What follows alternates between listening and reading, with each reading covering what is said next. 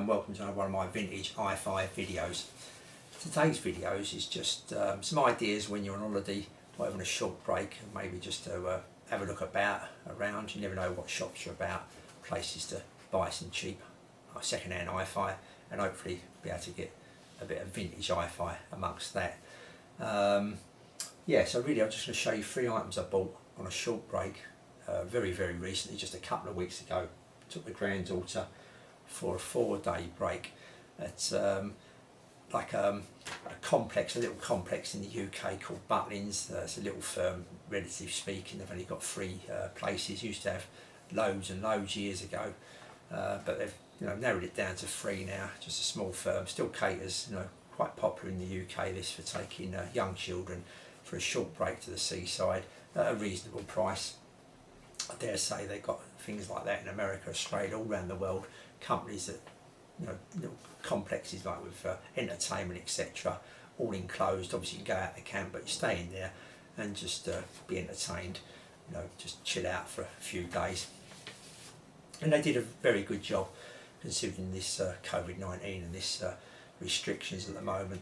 So yeah, we had a good time, and the granddaughter had a great time, so that's the main thing there. Right, yeah. When I go away on breaks, I always look. I love looking in these shops and places, just in case. You never know what you're going to find. Sometimes I just wonder, right, all by myself. I mean, on this particular occasion, the granddaughter had a swimming booked in the morning for a couple of hours, so that gave me an opportunity to walk into town, which was only 5 minutes away, wander down a few streets and see what it was about. And the first shop was pretty much in town. Easy enough to find. There's this one called Grandad's Front Room. There's a picture of it there, and I wondered about here. And I mean, this is like a brick and brack shop. This is like sells tables, chairs, had some old radiograms, had a little bit of more modern HiFi in there, so to speak, even though it's like pretty lo-fi really.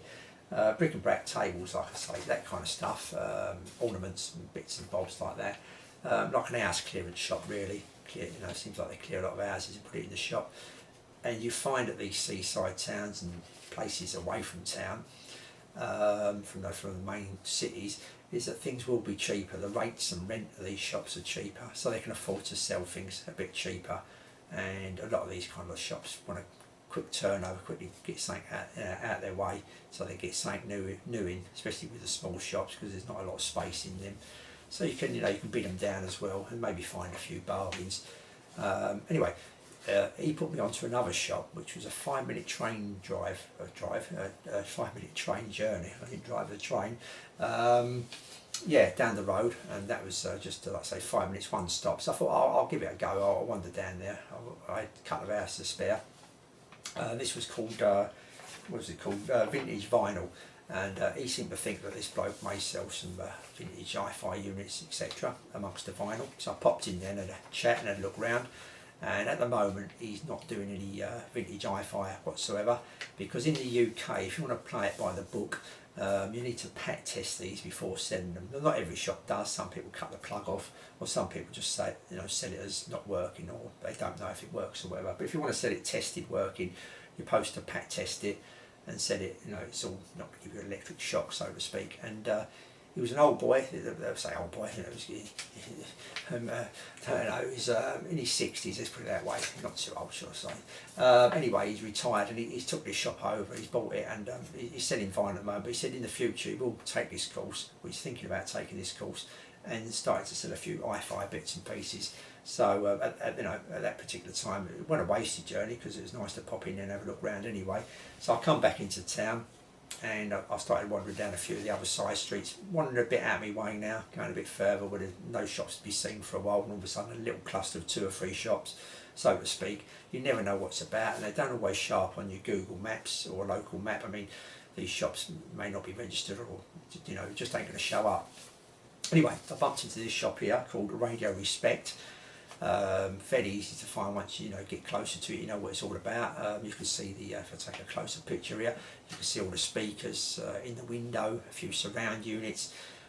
These speakers maybe not what really I'm looking for. They're a bit more modern than the older speakers I'm looking for, even though I've got a pair of Morton Shorts recently, which I've just done a review on. Anyway, pop my head in now, and he had a few bits and pieces, well, quite a few bits and pieces of old HiFi. Some a bit more modern, some a bit older. I mean, he had a Sansui AU2900, which I bought myself about 6 months ago for £100, I think it was. And he had one in there, he just had to test it, he said, but once it was tested, it'd be £50. So quite a big difference there, £50 for the AU2900. Is a good price. So yes, like I say, you can get some bargains there. We had a few turntables, some other speakers, but space was pretty much of a premium, to be honest with you. We've got the granddaughter, we've got the cases, we've got a small car, nothing like these big cars in America, just a small car. So I weren't going to be able to fit a lot in there, and just to get these 3 items in there, you know, it wasn't a struggle, but wouldn't have got much more in there, let's put it that way. And I didn't want to go overboard.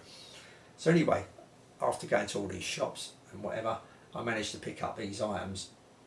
Now, the first one isn't for me, it's just a tuner basically. It isn't for me, it's a Sony tuner, and it was only the price is still on there, £5. This is for a friend who said to me, look out for a tuner. He wanted it, he's got the rest of the setup basically, and lucky enough, all these items are in black as well. They're a bit of a mixed match, but they are all in black, and it should be, most of these are near enough the same kind of size as well.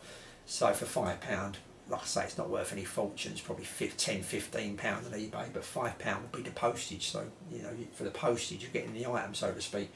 So you know, this is tested working and pack tested as well. And yeah, if I turn it on, that would be a bad idea. Turn all these on. Well, it's already on that one. Yeah, it fully works. So as soon as I finish this video, at some stage I'll pop it round to him. It's been sitting here for a couple of weeks now, so I will get it round to him. The second one is a CD player I reviewed recently about buying second-hand CD players, and that was £10. Again, tested, working. So for £10, that was a good buy for me. Like I say, a spare, or even if I wanted to sell it on, a little bit of a profit. The shop's happy. They've sold a couple of items. You can put a couple of new items in their place. The money goes to charity, not a fortune, but every penny helps. So you know, they get it for nothing. Everyone's a winner, so to speak. I did say to the bloke in there, after I bought a couple of items, obviously, that he was fairly cheap, but I don't think he's going to put his prices up. It's just the way they operate. They want to turn it over. The last item was an item I bought not tested. In the shop, he just turned around and said that this was just turns on. It just lights up. No further testing done. He hasn't tested it out. This is the brick and brack shop. And it's a bit in the dirty state, so it does need a clean. So I took a chance on it for £20. This is a Sony STR V3L, and this is supposed to stay down the station preset, but needs sorting out. It keeps popping up. Not a particularly good looking unit, I don't think, compared with some. Let's put it that way. I don't like this bit here. That's one bit I do not like. I'm not over keen on it. It's all right, but for £20 I thought, well, if it don't work, I should get me £20 back, send it to spares and repairs. If I can't, there you go. If I can't repair it myself, like I say, I'm like an intermediate, you know, novice to intermediate in the repair department, repair thing. So I'll give it a go anyway. But it doesn't work. He was, you know, he sold it to me. He didn't know. That was fair enough. I take it wouldn't work, and it didn't work. Only one channel works. So I've kind of got half an amplifier, and I've got something to go on. I can check one versus the other when I get time, and maybe able to suss out why it isn't working. But other than that, it lights up. Like I say, worst ways, if I can't get it going, I'll stick it back on eBay or something as a spares and repair for someone else to have a go at that's a bit more better than me at repairing stuff. Anyway, so yeah, 3 items there that I bought just going on holiday, really, like a little break. So yeah, just something to look out for when you're out and about, like popping down a few side streets, wandering about. You never know what you're going to find. Of course, you're kind of limited to what they've got. I mean, if you didn't want this, it'd be a waste of time. Oops. If you didn't want this, it'd be a waste of time. But for the prices they charge, you could buy it just to resell it on, just to get a little bit of a profit if you could be bothered to parcel it up and so forth. And make a little bit of a profit and put that profit towards something that you did want.